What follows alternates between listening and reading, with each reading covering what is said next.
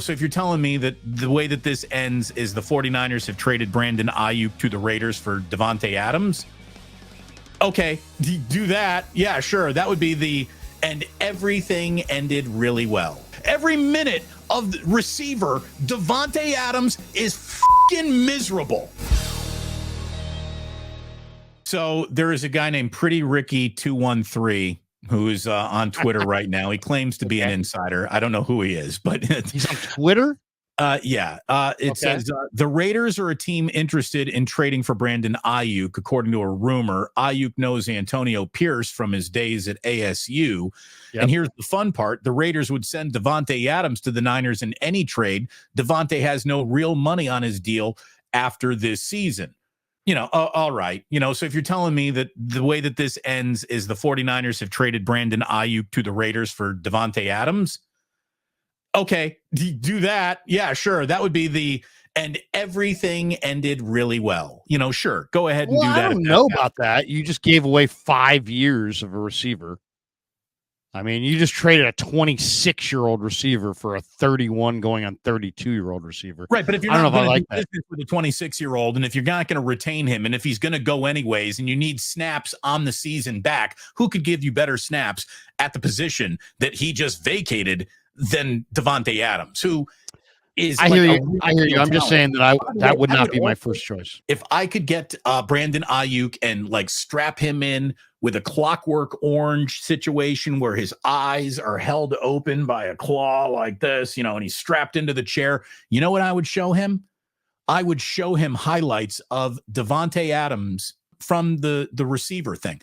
Look at how frustrated. Davante Adams has all the money anyone in the world could ever want. Davante Adams has a level of generational wealth built into his family tree, which means his great-grandchildren ain't eating SpaghettiOs. He's miserable. Every minute of the receiver, Davante Adams is fucking miserable. But if your stated goal is to take care of your family, and sure, you're making the most money. Are you making $14.5 million a year? The answer is no, and you're taking care of your family. You can take care of your family for $14.5 million. If $14.5 million were the final paychecks you ever collected in your life, you could stretch out $14.5 million after agent, after taxes, after California. Your $14.5 million is now down to $7 million. You could live really well on $7 million between now and the day you die. You're living better on 30. Sure you are. Part of being an athlete is being happy where you are and winning. And in football, maybe more than any other sport, there is no joy in a losing game. There is none to be found. Well, you had a really good day while the team around you lost. You don't go home happy. You don't go home. Brent, I'll tell you, that's intriguing to me. The Davante thing's intriguing, though, because he wants out. And the Raiders' other receivers outside of Davante Adams are Jacoby Myers, Bray Tucker, Michael Gallup. And after that, it ain't really worth even naming these guys because nobody knows these guys. So they got nothing at receiver outside of Davante. So if they came and said, no, I'm not taking Davante straight up for Aiyuk, especially not when Aiyuk's 26.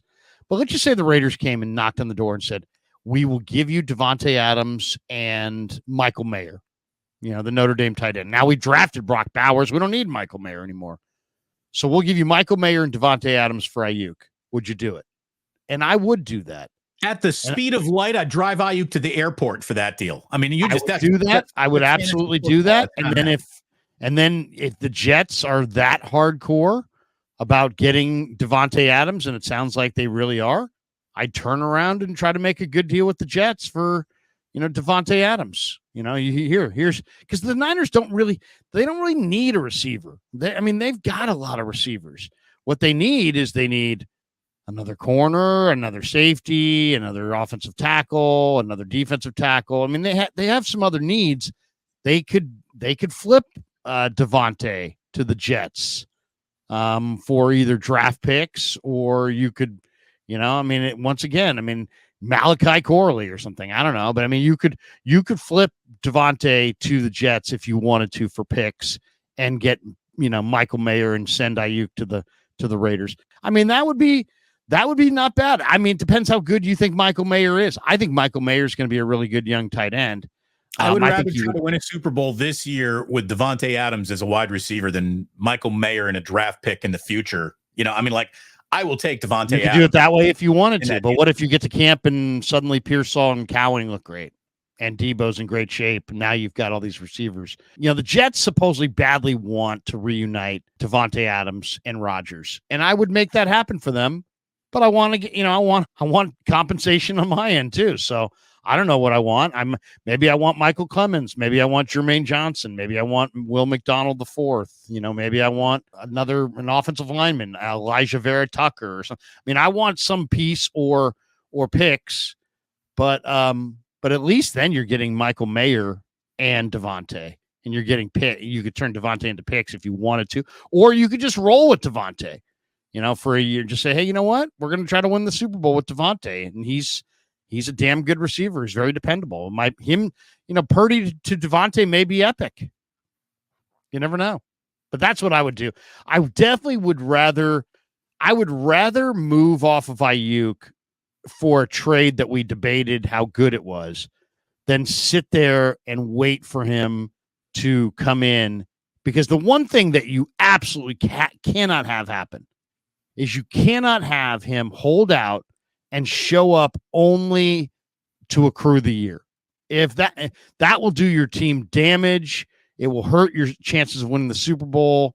It will make your locker room a uglier place to be. It damages Ayuk's reputation too.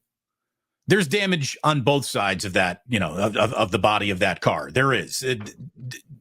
Brandon Aiyuk would severely damage his reputation, not in the eyes of every general manager, but in the eyes of some general managers. They just be like, man, I'm trading for a guy and acquiring a guy and going to give him $30 million to someone who's cool with just sitting out in their prime in a Super Bowl window. Like that doesn't jive to a lot of general managers. So that would do damage to Brandon Aiyuk's reputation. And again, Brandon Aiyuk has no damage on his reputation, but for this moment, he has been a quiet, hardworking, healthy, productive, all-pro NFL receiver. He's done nothing up to this offseason to rub anybody the wrong way. Nothing. Guy's a consummate pro. And it just sucks that this has reached this moment. And again, the only way this moment wasn't reached is if you paid him or traded him, and the Niners have done none. So here we are standing on the same freaking balance beam for a couple of months talking about the same thing. And the only thing that is different is we now have an official trade request, which officially kind of also means nothing too. So we're right back to where we've started. Thanks for watching. Tune into the Damon Bruce Show live on YouTube every weekday at 2 p.m. Eastern, 11 a.m. Pacific.